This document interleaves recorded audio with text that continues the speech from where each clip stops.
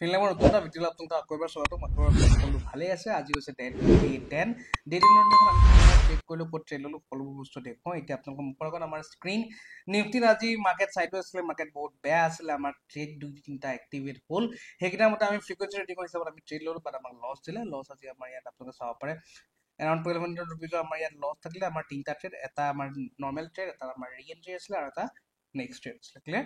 চ' ইয়াত আমি morning star like structure বনোৱাৰ কাৰণে আমি আপচাইডৰ কাৰণে ট্ৰেড ল'লোঁ, কাৰণ আমাৰ ৰিস্ক ৰিৱাৰ্ড ধুনীয়া আছিলে, ওপৰলৈকে একেবাৰে টাৰ্গেট আছিলে।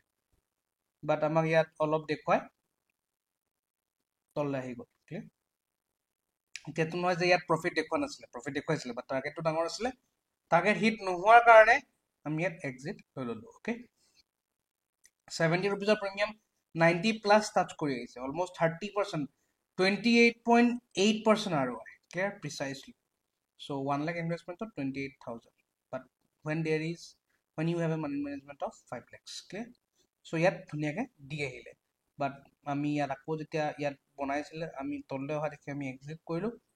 আকৌ যেতিয়া ইয়াত এইডোখৰত যেতিয়া বুলিছ লাইক দেখুৱাইছিলে, আমি আকৌ এণ্ট্ৰি ল'লোঁ, বাট সেই ৰি এণ্ট্ৰিটো আমাক পিছত লছ দিলে।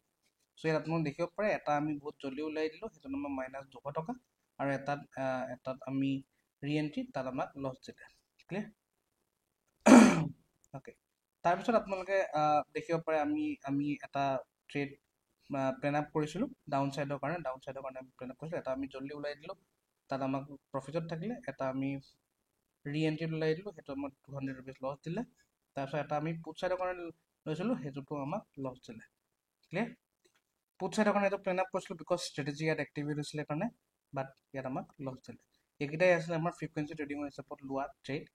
এতিয়া মাৰ্কেট অলৰেডি মই কালি কৈছিলোঁ এইডোখৰ জেগাত ফচি যাব পাৰে, বা এইডোখৰত মই অলৰেডি কৈছিলোঁ এইডোখৰ পৰা মাৰ্কেট ওপৰলৈ যাবগৈ লাগে, বাট আজি মাৰ্কেট গেপত খোল খাই ছাষ্টেইন কৰিব নোৱাৰিলে আপচাইড, সেইটো কাৰণে এইডোখৰ জেগাতে লটকি গ'ল। কালি যোনডোখৰ লাষ্টৰ সময়ত চাইডৱেজ দেখুৱাইছিলে, সেইডোখৰ জেগাতে লটকি গ'ল। এতিয়া নেক্সট আপুনি ফ্ৰাইডে বা মানডে কি ধৰণে ট্ৰেড কৰিব পাৰে সেই বস্তুটো চাওক।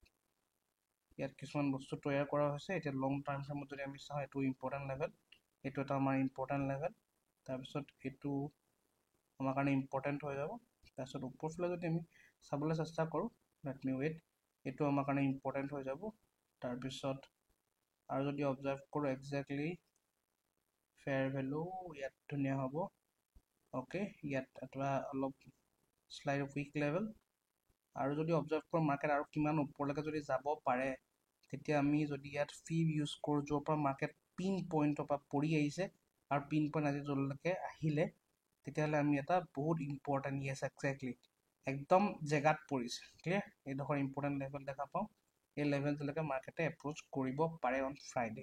বাট যেতিয়ালৈকে মাৰ্কেটে 24,222ৰ ওপৰত নেযায়, উই কান গ' ফৰ এ বুলিছ চাইড।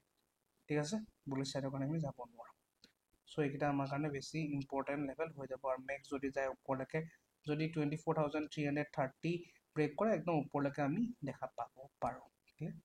চ' এইখিনি লেভেলৰ সহায়ত আপোনালোকে ট্ৰেড কৰিব। এইটো এটা সৰু উইক লেভেল এটা আছে, টাৰ্গেট হিচাপে ল'ব পাৰিব।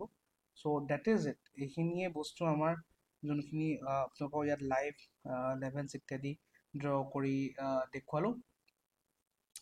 এইখিনিৰ ওপৰত ডিপেণ্ড কৰি আপোনালোকে ট্ৰেড ল'ব পাৰিব। ইয়াৰ অৰ্থ এইটো নহয় যে মই আপোনালোকক ট্ৰেড কৰিবলৈ কৈছোঁ, বা ট্ৰেড কৰিবলৈ মই আপোনালোকক ফ'ৰ্চ কৰিছোঁ, তেনেকুৱা কোনো বস্তু নহয়। আপোনালোকক মই এডুকেশ্যন পাৰ্পজৰ কাৰণে অবজাৰ্ভ কৰিবলৈ কৈছোঁ, আৰু এইটো মোৰ পাৰ্চনেল পইণ্ট অফ ভিউ। ঠিক আছে? বাকী আশা কৰোঁ আপোনালোকে বস্তুবিলাক বুজি পাইছে। ভিডিঅ'টো বেছি দীঘলীয়া নকৰোঁ, লগ পাম অন দ্য নেক্সট ডে। আৰু আপোনালোকে ভালকৈ ট্ৰেড কৰক। কিবা অসুবিধা থাকিলে আপোনালোকে কমেণ্ট কৰিব পাৰে, আপোনালোকৰ আনচাৰ দিবলৈ মই চেষ্টা কৰিম, যদিহে আপোনালোকৰ কমেণ্টটো এডুকেশ্যন পাৰ্পজৰ কণ্টেক্সটত হয়। ঠিক আছে? চ' লগ পাম এটা নতুন ভিডিঅ'ত। Till then, keep trading.